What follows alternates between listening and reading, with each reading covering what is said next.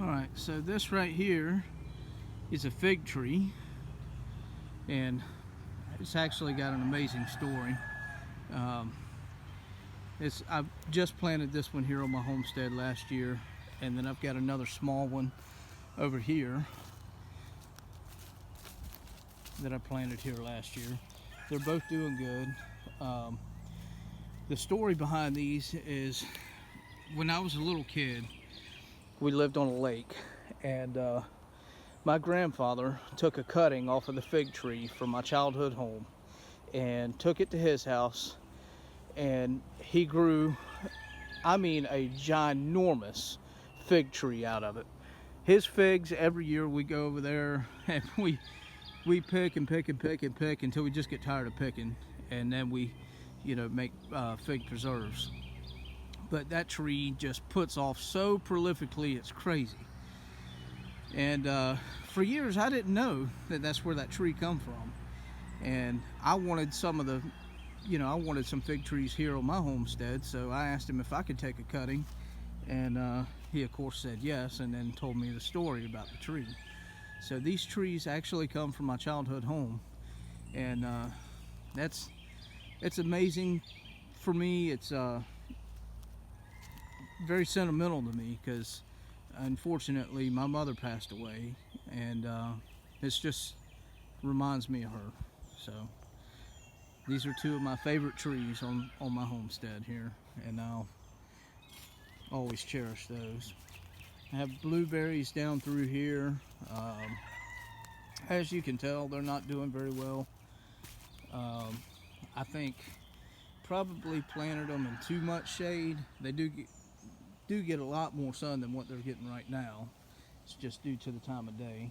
And I planted this thing that's not doing very well either. Blackberry. But I've got plenty of blackberries in the back. I just planted this gooseberry a couple days ago. Everything else I planted at that time's got green on it. This does not. So I'm thinking they shipped me a dead plant. I'm going to give it just a little bit longer, and then I'll call them and see if they'll do something about it. This one was planted actually days after that, and as you can see, it's got good green on it. So I'm really thinking that one's dead, but we'll see. This is a Saskatoon berry, and this is a gooseberry. Those are blueberries, blackberry, but like I said, I've got blackberry patch in the back, big huge blackberry patch. And then we got over here, this is another tree that I just planted. This is a pawpaw tree. I can't wait to see how that turns out. This is a cherry tree that I planted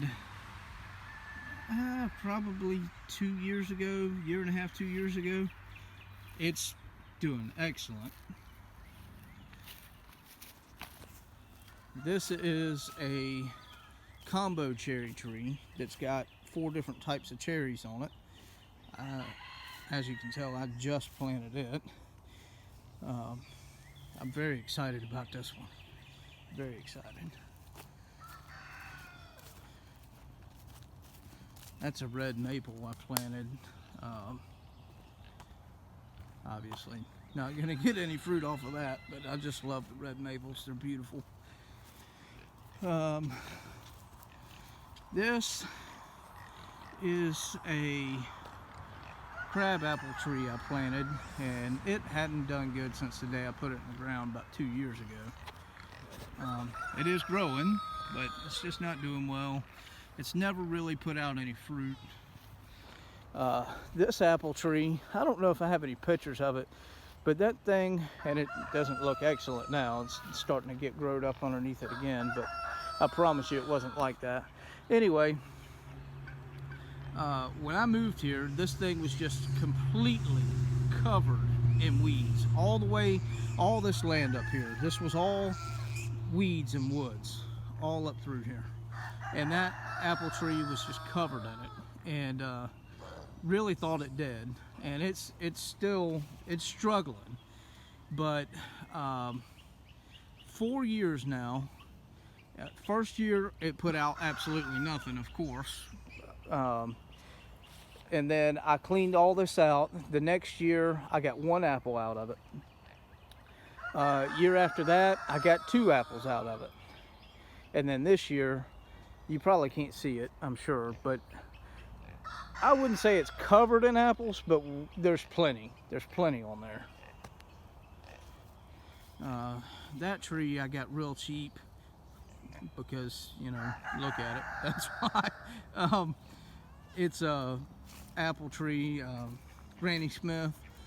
I've got to trim it up. I want to wait till the winter to do it so that I can get cuttings and root those cuttings. That's another apple tree that I planted. It's never done well.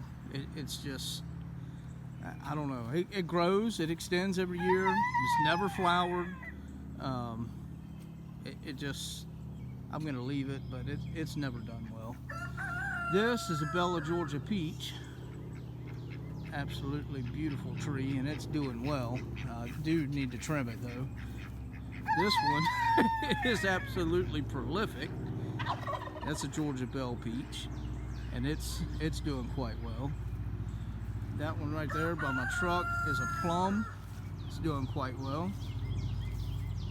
And this here is a wild plum that I just got, and it's, you know, I just planted that thing and it's doing quite well. So, and then it's a pineapple pear here.